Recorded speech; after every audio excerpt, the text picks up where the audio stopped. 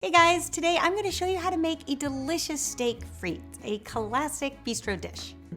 We're going to grill our beef and top it with a savory compound butter made with fresh herbs and shallots. And I'm also going to show you how to make those fantastic matchstick fries. And special thanks to Beef It's What's for Dinner for sponsoring and collaborating with me on this video on behalf of the Beef Checkoff. For our steak, I'm going to be working with a ribeye cut, bone in.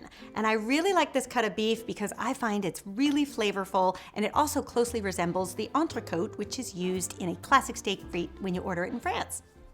Now, if you wanted to know other recipes that you can make with a ribeye steak, you can activate Chuck Knows Beef via your Google Home or Amazon Echo. All you do is say, Alexa, open Chuck Knows Beef. Hey, I'm Chuck, your guide to all things beef.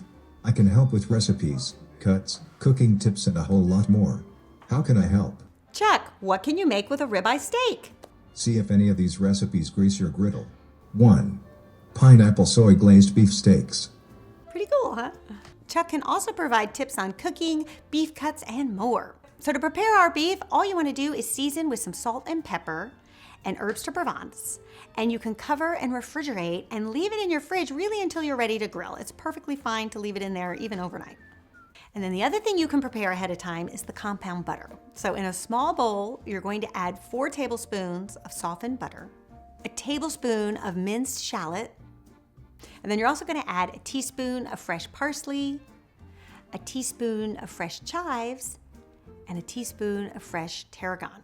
And then mash that whole thing up with a fork, and then you can cover and refrigerate. And as this sits in your refrigerator, all those flavors of the shallots and the herbs will start to marry and it'll just flavor that butter and it will be so delicious on top of our steaks.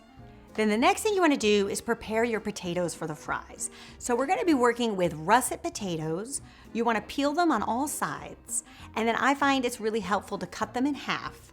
And in order to get that super thin matchstick cut, we are going to be working with a mandolin. Set the dial to the julienne setting, and then you want to set the thickness to 1/8 of an inch. Then, making sure you're using your hand guard, you're going to take the potato, cut side down, and just run it through the mandolin.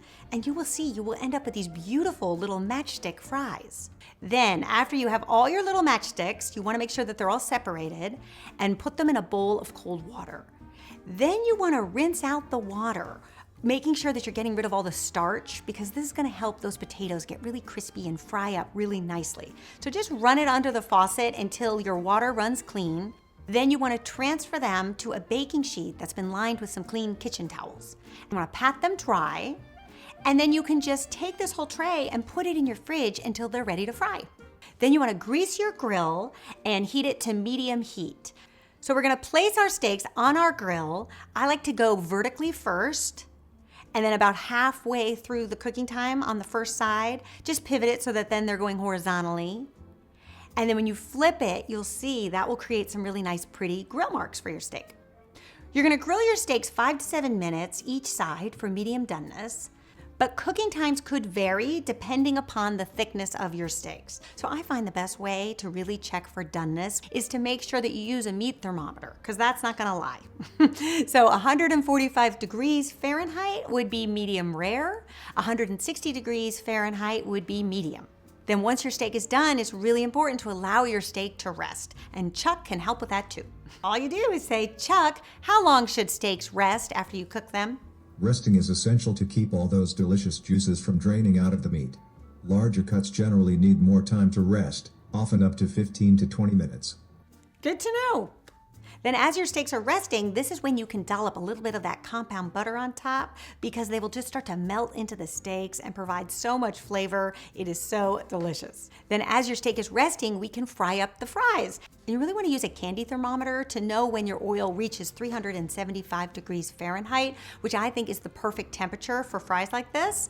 And it really only takes a few minutes. So you can work with a spider strainer to just move them around, making sure they're getting golden brown on all sides. And then you can remove the fries and transfer them to a plate lined with paper towel. You can season them with a little sea salt. Then you can place your steaks on a plate and then pile high with the French fries. And then I also like to serve this meal with some spicy Dijon mustard. You will love the combination of flavors between the flavorful beef, the compound butter, and of course, those crispy, salty French fries. I hope you give this recipe a try and check out Chuck Knows Beef. You can enable him on your Alexa through the Alexa app, or you can also access him at chuckknowsbeef.com. And special thanks to Beef It's What's for Dinner for sponsoring and collaborating with me on this video on behalf of the Beef Checkoff. And I will see you back here next week for another delicious recipe. Until then,